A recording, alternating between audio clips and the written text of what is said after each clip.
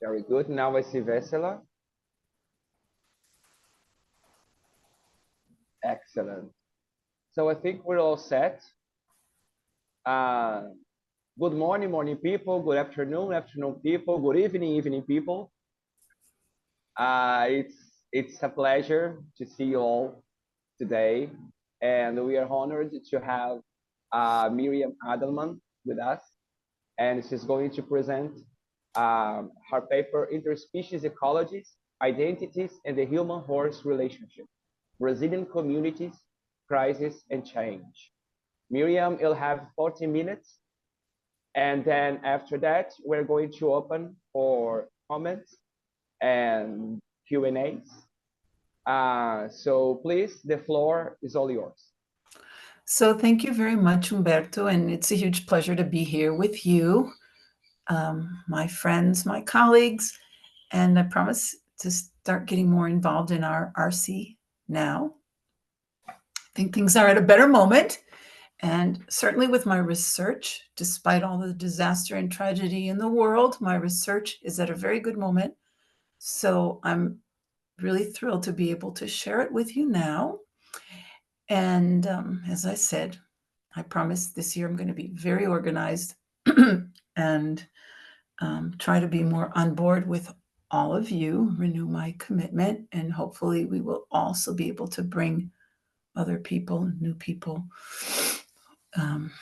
in with their research and our conversations and debates and discussions. So the talk that I'm going to give today is actually material. I think it should give you a very good idea of where my research stands at this moment. Now, I prepared it initially for a talk that I gave in India in September, October. I spent a month in India. I was hosted by a wonderful colleague of mine, Shruti Das, and her colleagues. And the group that hosted me in India, most of them actually are from the field of literary studies. But in India, in my experience, the people that work in literary studies are very interdisciplinary. They work more sort of from a cultural studies methodology. So they're very open to people in sociology and anthropology. And the group of people that I have gotten in with in India are involved. A lot of them do research on ecofeminism in the area of environmental humanities, a lot of intersection between literature, human geography, sociology, anthropology around these issues, which are so crucial to our moment. A lot of ecofeminist work is being done, and also work on traditional communities of India and their relationship to language, literature, the environment, hegemonic culture. So there's a lot of interface. And, unlike some of the experiences that I've had here in Brazil, there's that openness to interdisciplinary work. So I really never felt it to be a problem that I was coming from sociology and actually presenting very socio-anthropological work. So I'm going to present basically what I presented there with a few little, I've tweaked it a bit, and also because I think it would be interesting to show you a bit of like how what I presented there became interesting to my Indian colleagues, since I think that this might be the basis for broadening our dialogues, bringing in people from that part of the world as well. That is certainly my hope.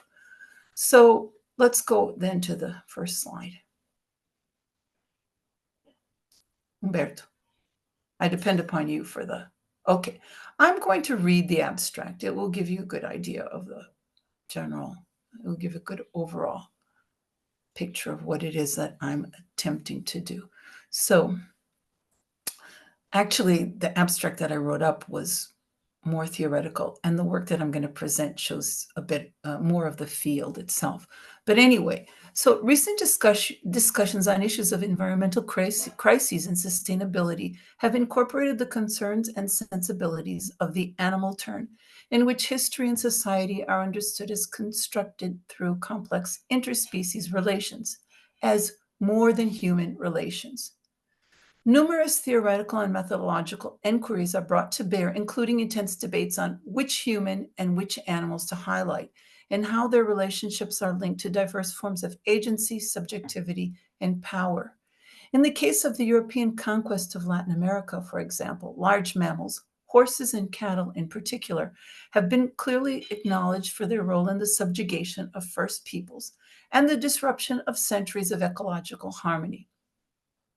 They are also written into the literary register, whether in the forefront or background of great works in Argentina, immortalized in works such as Martín Fierro, and in Brazil, evoked as part of the daily lives of gauchos, cangaceiros, and rebellious women, as exemplified the latter, rebellious women, in Rachel de Queiroz' Memorial de Maria Moura, very famous novel. Yet only in recent years have the relations between these domesticated species and the diverse humans involved in post-conquest dynamics come under more systematic political and academic scrutiny. I look here at two rural communities in different regions of Brazil whose labor, lives, and identities are deeply and historically intertwined with equines, and how they're adapting to the challenges and contradictions of the contemporary world. Okay, so you can move on to the next slide then. And you saw that there was like that I made my gesture in the direction of literary studies in the abstract, which is another one of the fields that I also work in, but I did it particularly because my public was largely made up of people in literary studies rather than in social sciences. So then there's this overarching issue of the animal turn. And as probably most of you know, it is a new field that has developed in recent decades, referred to most often as human-animal studies, although it is broken down into different streams and currents, such as, well, the abolitionist critical animal studies. So that is fascinating, and tends to generate a lot of tensions, even in the kind of work I do. For if we have a chance to talk about it, if you're interested, then I'll leave that for the discussion. Anyway, so it is an interdisciplinary field in the human sciences, and it interfaces with the biological sciences, which is a challenge for us. And the whole field has the basic contentions of human-animal studies have had wide epistemological and theoretical consequences. Gains, I would say, in this sense that we are obliged to understand human societies as historical relations that are more than human relations. So that means that we have to rethink about our relationship to other animal species, as well as to plant species, to the environment. That of course, makes the interface with biological sciences very necessary, but it also sort of creates a space for difficulties and tensions, and some of the problems that also arise when you work in a truly interdisciplinary, really try to work across disciplines. It's not easy, but I believe it's worthwhile.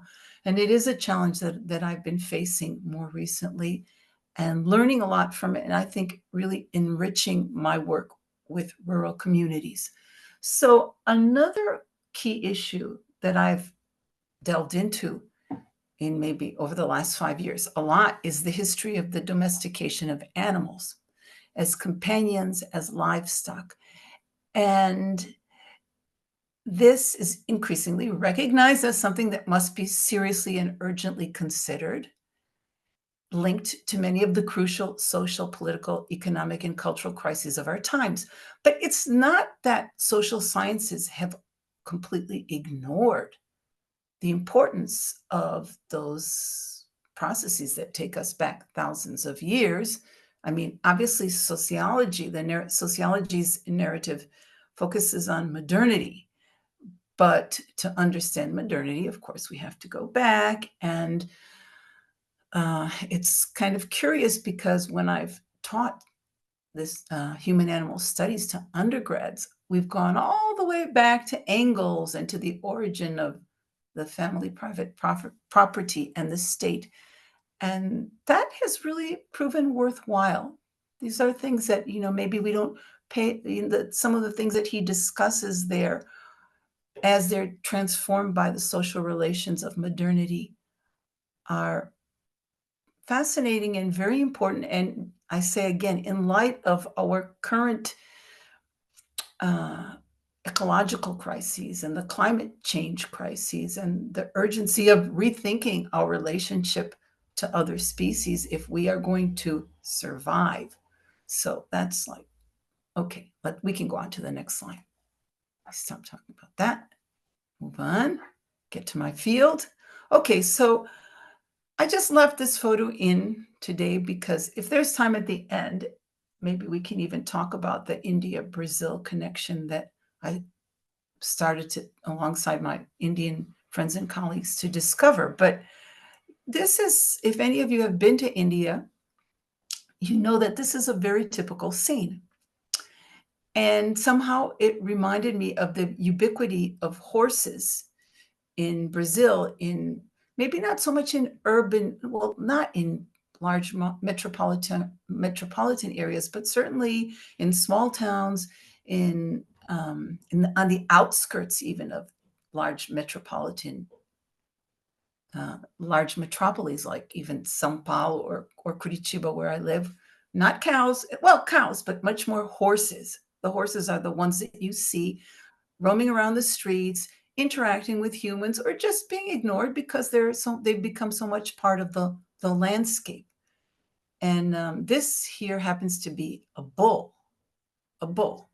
And it was actually a fairly large city in India, and they roam the streets, and you see that there's some pineapples. So this is a fruit and vegetable stand. And so they roam from one spot to another, eating like leftover fruits and the leafy part of the vegetables that the vendors are not going to sell. And, they meander, and people basically don't even pay any attention to them. So it's quite jolting, especially when you come face to face with a bull, because of the way we have been brought up to think of bulls, right? It's a little scary, but I mean, I got used to it. I saw no one else was worried, so I figured I shouldn't worry too much either. So we can go on then to the next slide. Okay, so here is a bit more of information on these interspecies entanglements in colonial Brazil. So perhaps the fact that horses have historically been part of the processes that have made us what we are as humans has not yet been truly understood. And this isn't surprising if we consider the general human reticence to think of history beyond the action of human species. In one of the few studies that plunges into the essentiality of human-animal relations in the formation of Brazil, Ana Lúcia Camfora alerts us to the fact that cattle and horses, the two large domesticated European mammals that were brought to the territories that were to become Brazil, were determining mediators in the early 16th century processes of land occupation and colonization, fundamental in pushing the frontier further into the interior, in subjugating First Peoples and establishing a new mode of production. Thus, these two species become responsible for the dissemination of tangible and intangible components intrinsically associated with the continuous processes of conquest, occupation, and encroachment carried out by particular human groups in Brazil, as well as in other parts of the world. Okay, we can go on to the next slide. So those of us who do equestrian culture studies in Brazil always emphasize something that maybe people in other parts of the world don't have any reason perhaps to be well informed about. But that is that the colonization of Brazil, as well as other parts of the Americas, took place on the backs of horses and mules. So initially, horses' presence in the formation of Brazilian society had the mission of improving the control and over an occupation of this vast Portuguese colony. And that was a military task. And at the same time, the expression of the privileges and supremacy of a small economic and cultural elite in the face of the majority population made up of indigenous peoples, mestizo peasants, and African slaves. As you can see here in this image, it is the colonizers, the settlers, the colonial authorities who are on horseback.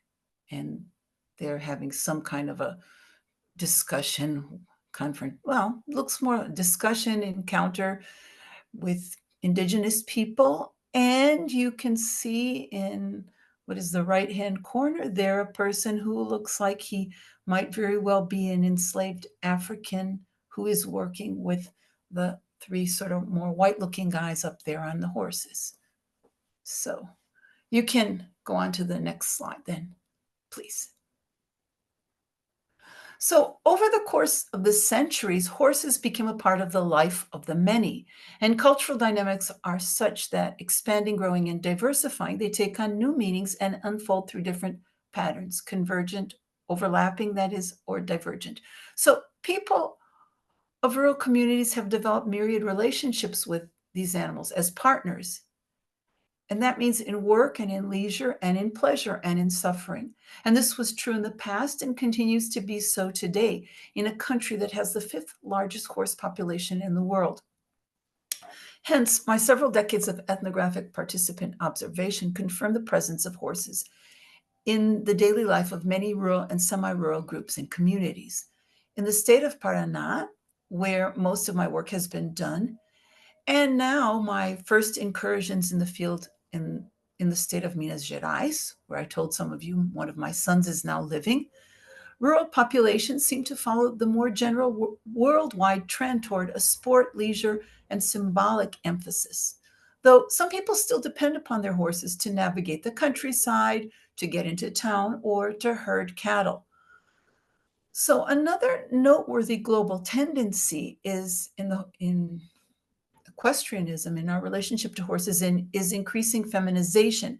And in Brazilian rural worlds, women have always had a connection to equines, caring for them, riding, driving horses, or working the fields with them with varying degrees of involvement. But Brazilian literature and history has tended to represent equestrian skills and knowledge as masculine. So there's representation and practice, which can conflict to a greater or lesser degree. So this heroic pairing of horse and man, which we all know from monuments around the world in our cities, statues that immortalize that sort of military man, statesman, general, whatever, on horseback, this has become the object of contestation. Some of the statues that are being knocked down around the world, right? Capital cities around the world also are, a very vibrant demonstration of that, of the demand for new ways of representing our history, right? So now the concrete equestrian knowledge and skills, which are still more visibly passed from father to son, as this is something that has been going on in rural areas for a long time, are now increasingly defying gendered boundaries and meanings. And more girls and women ride, train, and care for horses as protagonists of equestrian communities of practice, which today, maybe this isn't really worded as properly on the slide, but the idea is that the whole concept of communities of practice would include professional worlds, business worlds, and the vernacular culture of rural life in Brazil. And that's a very important point, very important for my research. So we can move on to the next slide.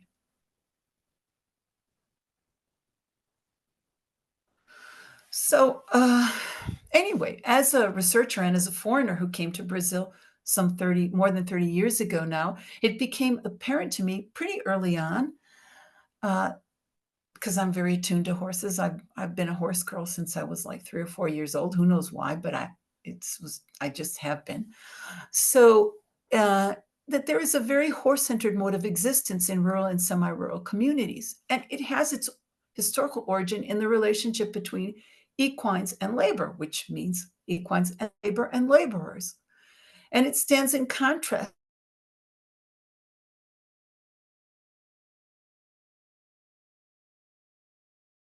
We're back, right? Okay.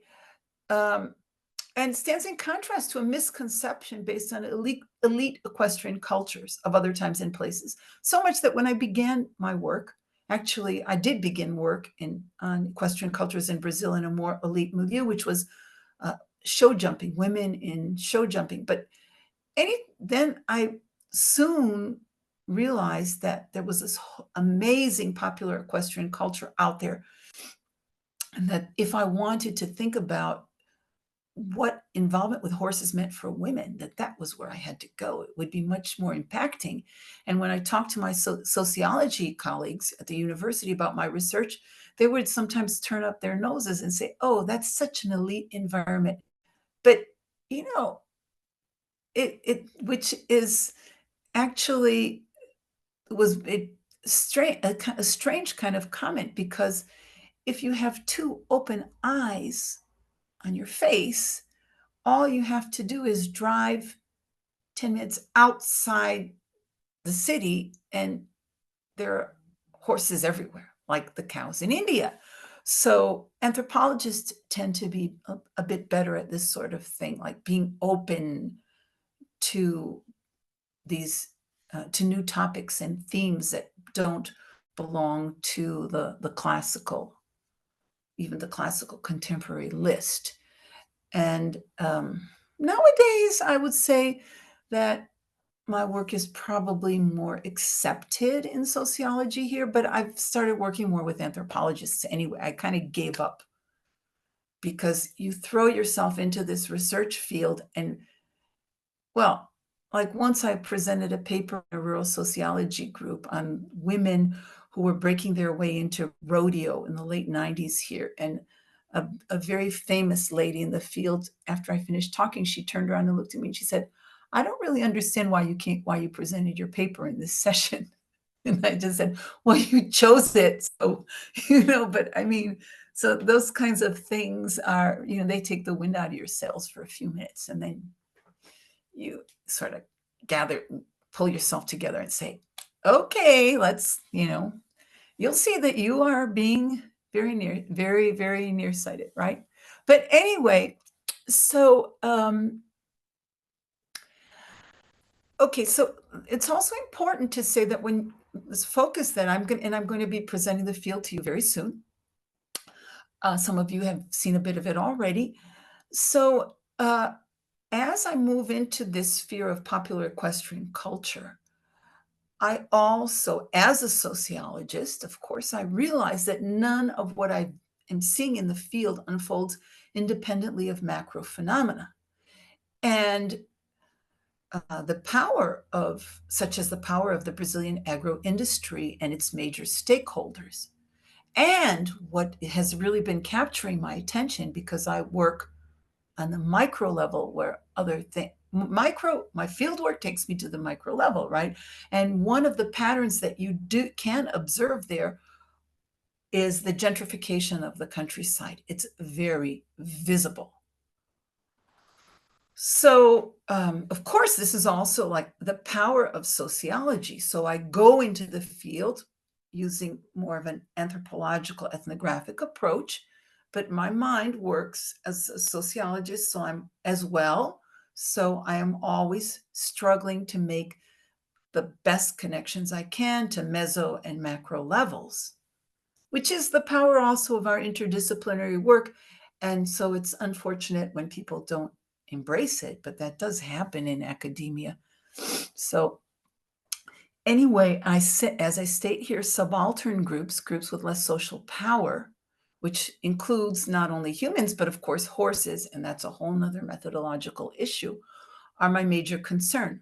So I ask, for example, what do people's horses mean to them as friends, as fellow workers, as instruments of production, as living beings imbibed with history and infusing life with meaning?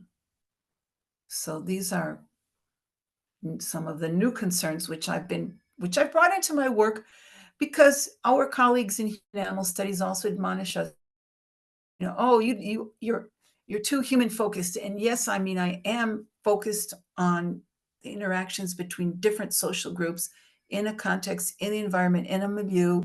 But yes, I do also have to develop a new sensitivity towards the animal actors. And then how am I going to talk about animals as actors or agents? That is another huge question. We won't have time to talk about it today, I'm sure.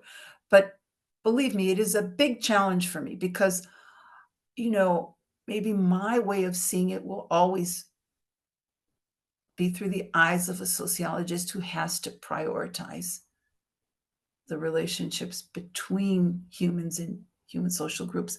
But I can't restrict myself to that, right? So anyway, hopefully we'll have lots of other opportunities to discuss some of these theoretical and methodological issues that run through this kind of work. Anyway, so, I bring in my theoretical underpinnings bring in basic concepts and theories of sociology, modernity, postmodernity, and the social relations that prevail and how they change. So concepts such as class, race, and gender. Then, of course, the human-animal relations, which I've mentioned.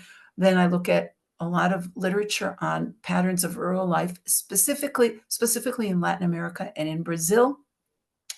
And then in my field of equestrian cultures, there's a fairly large group of international scholars who do work in the area. Nowadays, there's this concept of the new equine economy, which has to do with the transformation of the rural and of rural-urban connections. And then, of course, the issue of popular equestrian cultures in Latin American contexts. So we can go on to the next slide. So I've called these items here at my analytical pillars. These are analytical categories that I use in the field. So when I go into rural communities and study their relationship with horses and the new equine economy and with each other through horses, I'm always trying to flesh out what kinds of relationships of power and conflict unfold. Then there's a question of territorialities, which is very important in this Brazilian context, new configurations of the rural and the semi-rural and relationships between rural and urban spaces. Then there's a question of subjectivities and corporealities, where gender comes in and where people's relationship also to the bodies of their animal partners, as they call them here in Brazil, come in. And then the question of socialities and the issue of sustainability within communities where people are being engaged and called upon to, well, it's a complex issue, but you have communities, you have different kinds of communities meeting on a very contested terrain, and who is responsible for changing their practices with plants and with animals to make life more sustainable. Obviously, the big problem are not the family farmers, are not the people who keep a couple of horses and cows. So we can move on to the next slide. Okay, so I am keeping my eye here. We started a bit late, so I think I can go until, what time can I go until so that I know how much I have to rush? Till noon? I can finish this part by noon. Okay, so Brazil is a vast country and has great regional differences, and that they emerge from social and economic histories. So there are different biomes, and these different biomes were colonized according to different patterns as well. And those are patterns in which humans relate really to the natural world. And so colonial needs were related to the different kinds of natural resources of these different biomes, as well as to the first peoples and, well, the enslaved Africans who were moved to particular parts of the country with colonial needs in mind, and groups of European immigrants who were encouraged to settle in certain hinterlands, particularly in the South. So in broad strokes, we can highlight the coffee economy and sugar plantations in the central and southeastern regions of the country, in contrast to the family farming that took root in other regions. In the southern regions attracted strong waves of immigrants from Southern Europe, many Italians, Spaniards, also people from Poland and from Germany, late 19th, early 20th century. And so, and the economy of the cattle of the pampas is something which people who don't have a connection or don't know much about South America, they've heard about the gaucho, the iconic figure of the gaucho, galloping across the plains, herding cattle. So these regional differences are rooted in a natural landscape in these diverse biomes and led to the constructions of modes of life that have some things in common, but also may have some very fundamental differences. However, in each of these regions of Brazil, horses and mules were very fundamental in transportation, as in the South, and in the North, in the coffee economy, and in agriculture, in particular crops, which soon became monocultures. So we can then just move on to the next slide, which, there. Okay, so I've carried out my fieldwork in two different regions. The southern region, which is where I live, in the state of Paraná, is historically connected to the economy of the Pampas, and the cattle economy of the Pampas, and the mule trains that would cross the country from south to southern central Brazil, carrying merchandise, carrying commodities that were very dear, very important to the colonial endeavor. And actually, this very famous herders route that connected this far south of Brazil to the southern central region was still being used up until, I think, the beginning of the 20th century.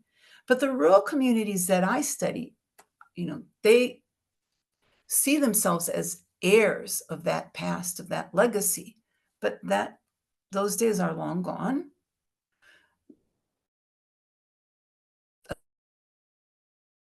The South continues to be important, as do other parts of Brazil.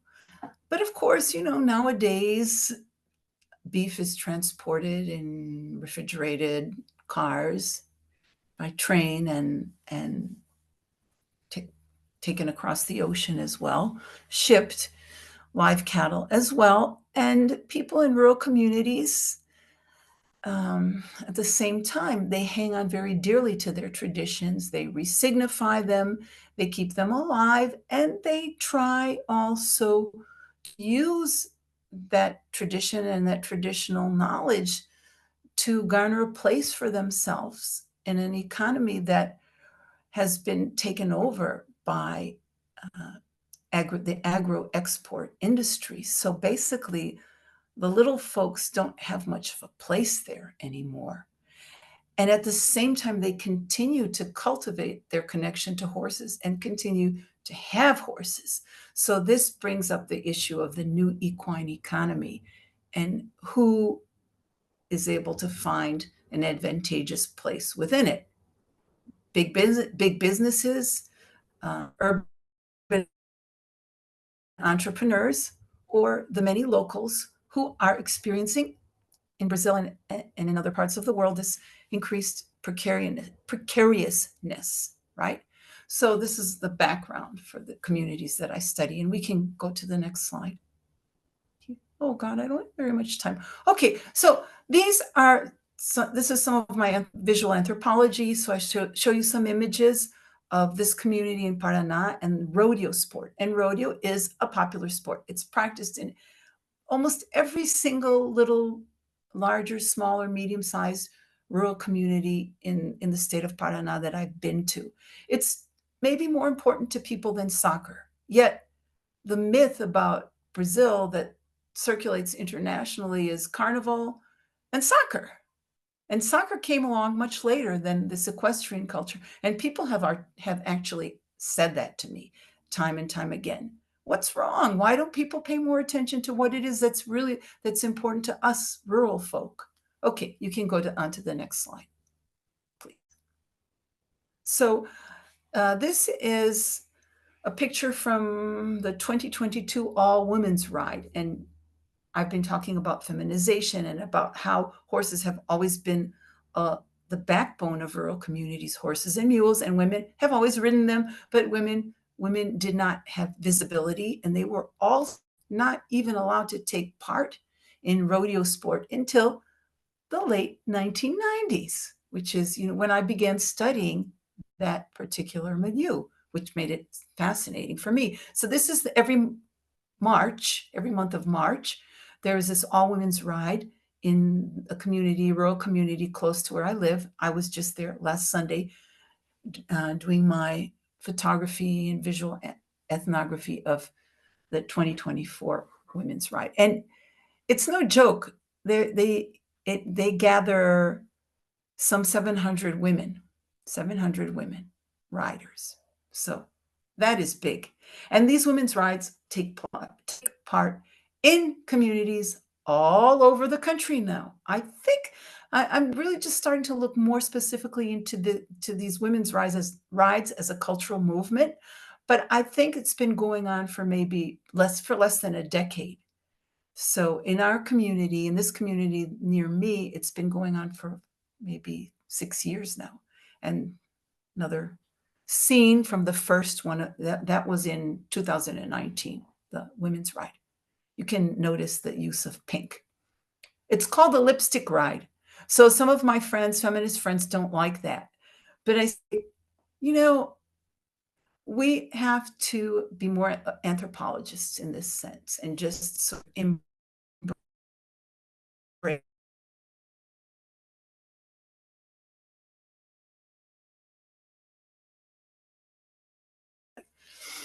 They could have come up with a. You can go on to the next slide.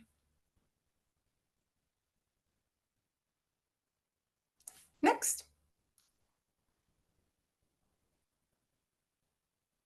Are we stuck there?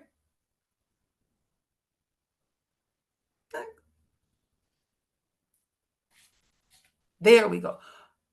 Oh, okay. So now the other community that I'm working in now is in Minas, where I told some of you at the beginning of our informal conversation here, one of my sons has gone to live. So I've taken advantage of that because I love this state, Minas Gerais, to get to know another region of Brazil, which I feel as a researcher is very important because of the regional differences. Now, if you look at the map here, you will see the 3 states. It shows you the 3 states of southern Brazil very clearly. Rio Grande do Sul, Santa Catarina, that little state sandwiched in between, and then Paraná, where I live. And then there you see São Paulo, and then there's Minas Gerais, which is considered South Central Brazil. And Minas, the state of Minas, that region has played a huge role in Portuguese colonization from the start. Very important. The name Minas Gerais, General Mind, it already gives you that fundamental clue as to the economic importance of mining in the region continues to be, has led to a tremendous amount of environmental devastation, which is ongoing today, makes the state it's in the spotlights a lot because some recent environmental disasters have occurred. A lot of them actually have taken place in that state.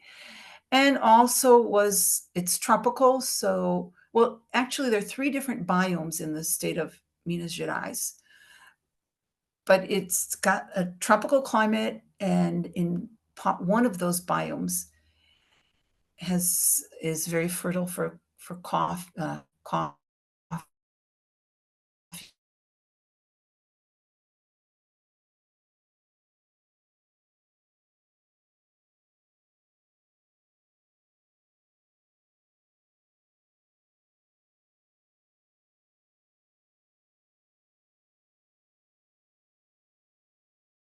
I guess Miriam's internet is failing. Let's wait to see if she's going to come back.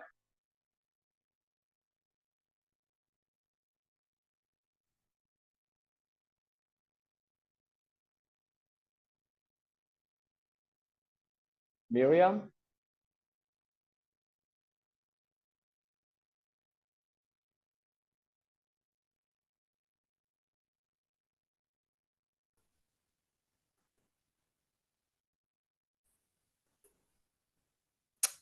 Miriam? Hello? Now you're back. Are we having connection issues? I believe, yes. Can you go to the next slide?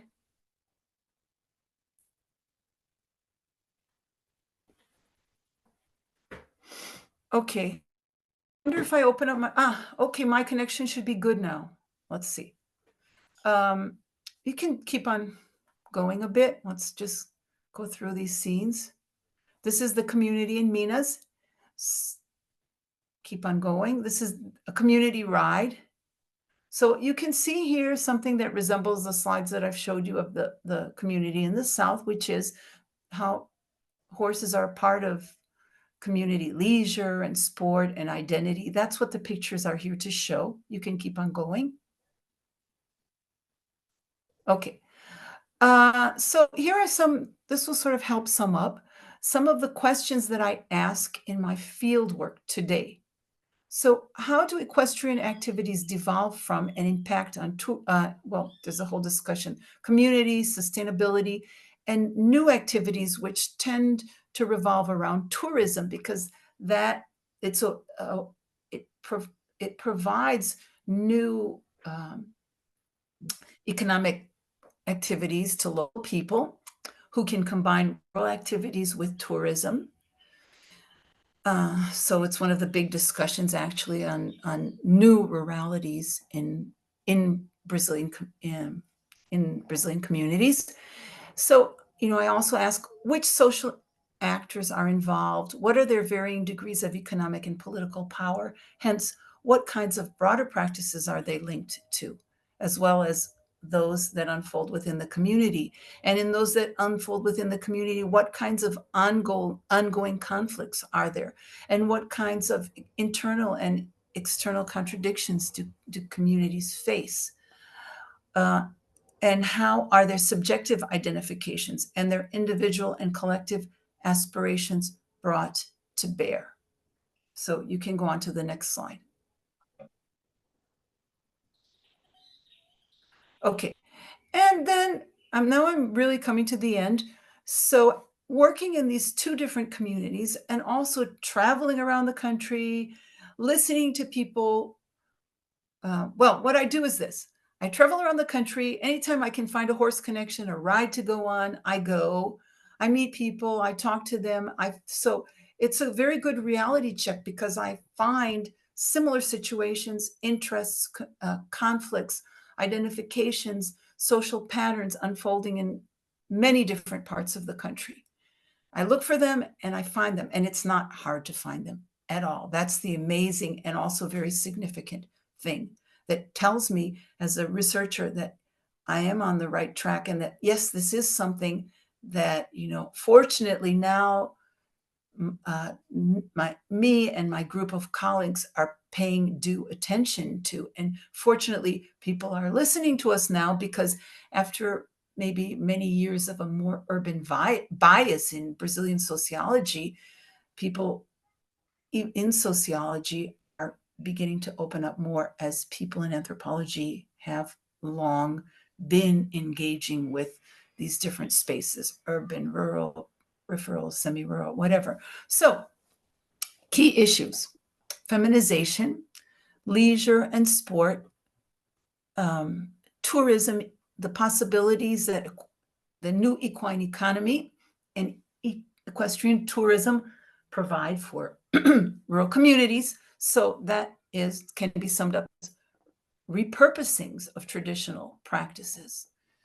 And we have to reassess also. Well, people are involved in reassessing traditional practices in a number of ways that I can't get into now here. So I look at, again, as I've said, how different groups of social actors cooperate and compete over local development, engagement in the local tourist industry, and over their status as horse experts, as service providers. And groups of social actors I see in my research are positioned differently in relation to public resources. Private resources, well, the haves and the have-nots, but in relation to public resources, to land ownership, and to historical, political, and cultural claims. So there are those kinds of power differentials, and they're also expressed in conflicts that come up from time to time between professional versus traditional forms of knowledge. I can give some very concrete examples. So then I also ask, what connections will be preserved into the future? What kinds of changes are going to take place? Will there still be horses and cattle roaming throughout these communities? We don't really know, given a number of changes that are taking place around us today. But presuming that they do, well, then which communities will prevail and which communities will be promoted? So the human-horse bond is both very deeply rooted, certainly so in Brazil, and it is also fragile. It is much appreciated, but it is also contested. Contested, as I alluded to in the beginning of my talk, by people aligned with critical animal studies and also animal rights movements, which I haven't even mentioned, really. I mean, I've just barely mentioned. So you can go on to the last slide now. As I wrap up, I think it's just acknowledgments. Okay, so I left this slide in, which is obviously something that I had put in to my presentation in India, just to give you a little bit of an idea, because I really do hope that we can maybe bring more Indian colleagues into our space here. And so this question that I asked was very much addressed to them. It's a little not very legible. Have to rework that, have to do it in boldface there. So what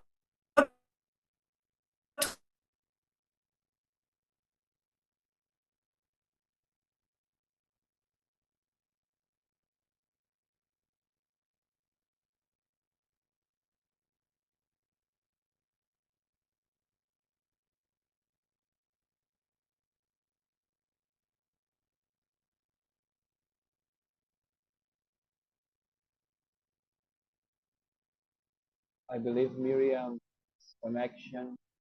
To other species tell us about who we are, of the toll that human-dominated historical pattern of existence. Conversation with my group of colleagues in Brazil, goats and cows are a common scene. Am I connected? Are we connected to each other?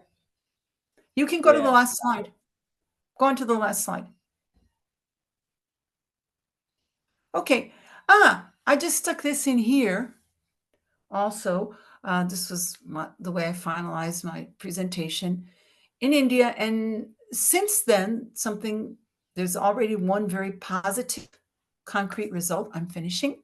I'm just showing you all here something that I'm very happy to share with you. And that I decided to include it because I think, if this is really for RC 36, right? Look at the topic there. Ecological intersectionalities, critical readings on ethics, sustainability, and interspecies communication in literature and culture. So I believe that alienation theory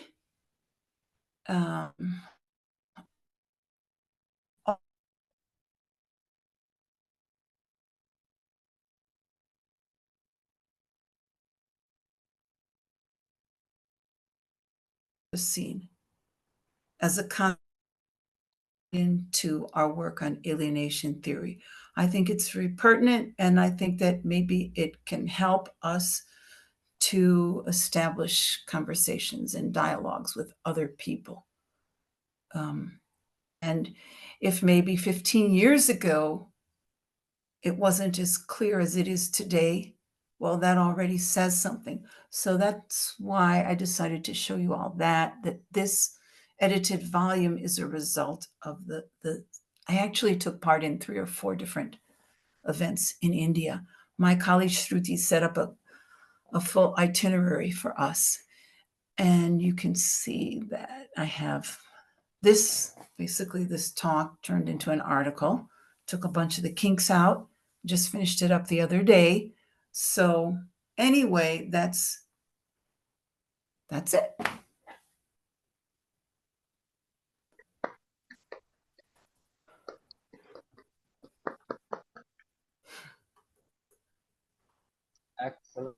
Excellent.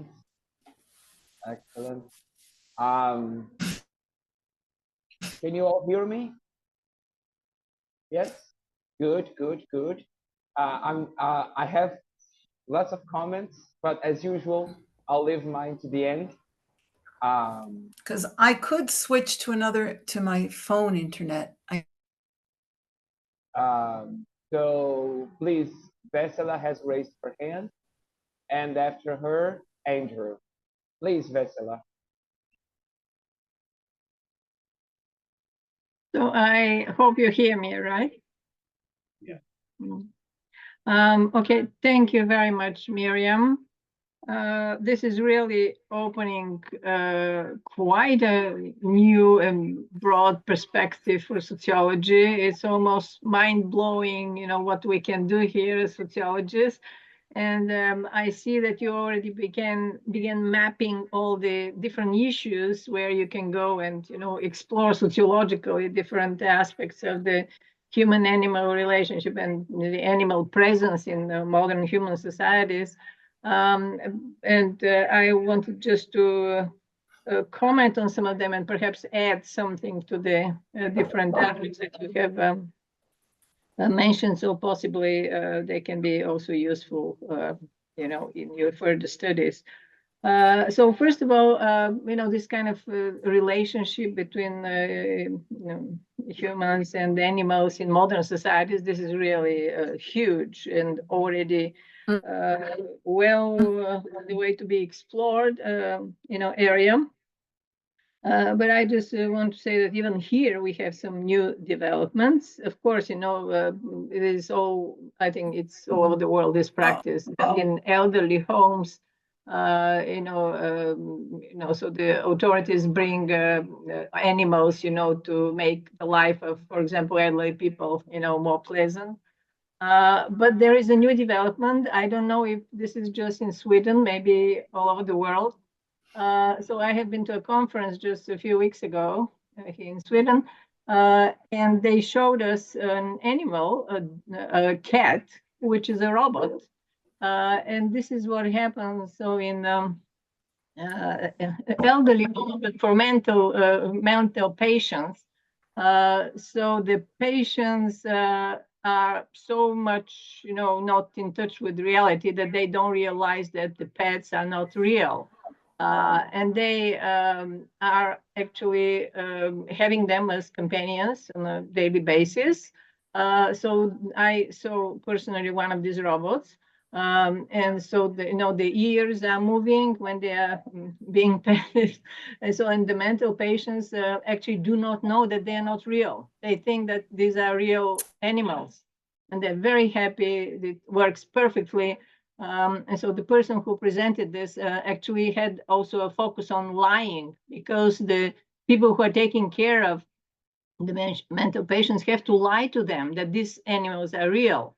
And so also there is a kind of moral issue here too, but it's really extremely interesting area. So what happens when we are talking about the human and artificial intelligence, and the animals are being substituted for artificial intelligent creatures? So this is really also a huge opening. So maybe this is also a practice in other places in the world. So I have no idea, but also something that I understood recently yesterday.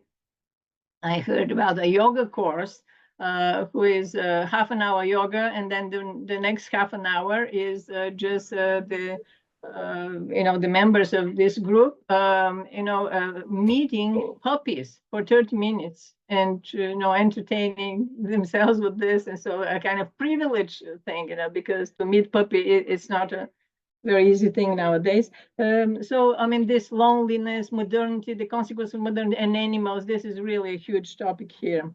So this is the one aspect. So then the ubiquitous presence of animals in different parts of the world, maybe this is interesting also to be explored, because in some places we have cats all over the place. In other places we have dogs all over the place. You're talking about cows in India. Here in Sweden and in Uppsala we have rabbits. So just in front of my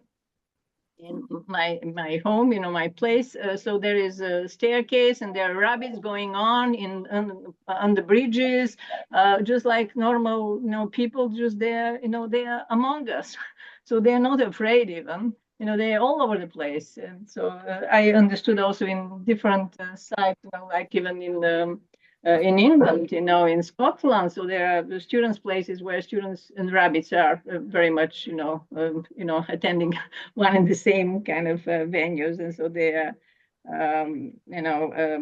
in the same kind of habitual places. So it's really very interesting. So this is also interesting. So the third thing that I wanted to say is that this issue is not explored, but if we look at the history of this of social thought,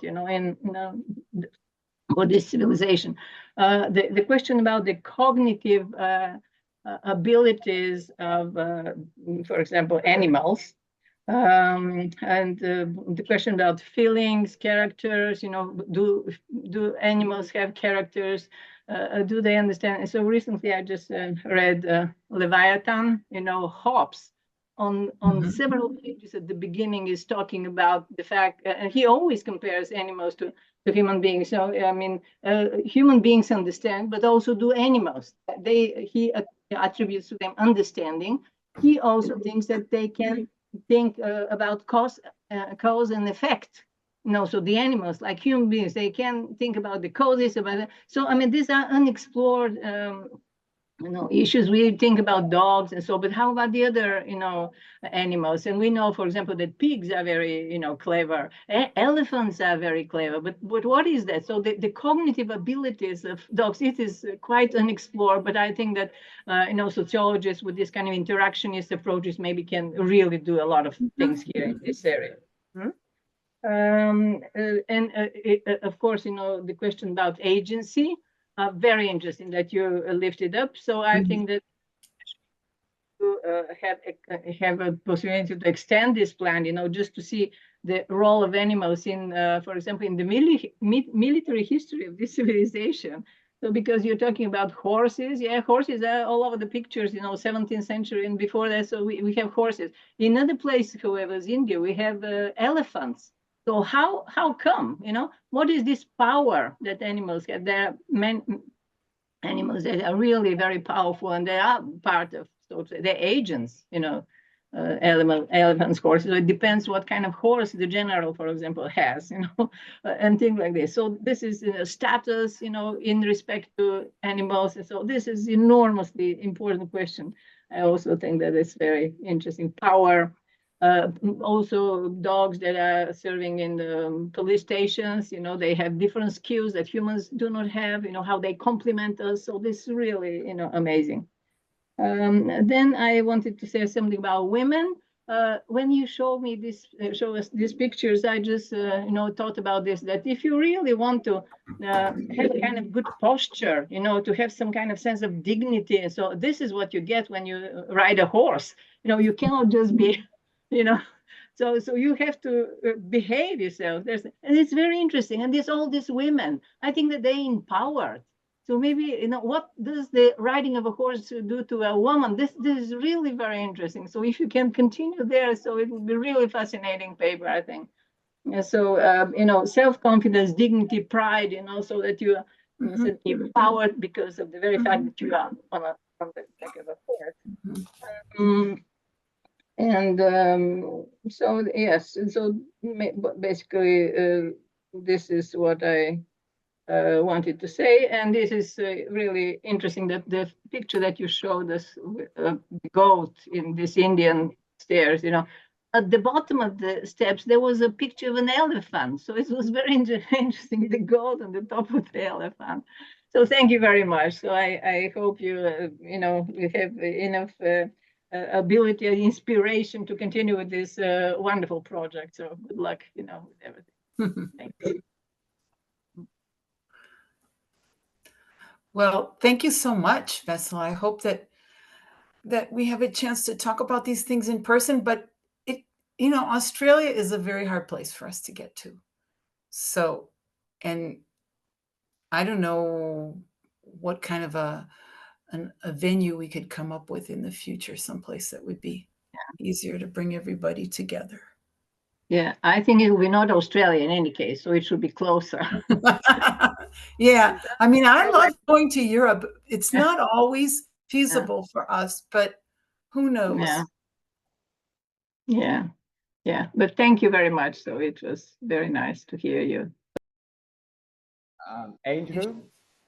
I don't know if the connection is on my side, on whose side, but whatever. Okay, Andrew, we're back. Okay, first of all, thank you very much, Miriam.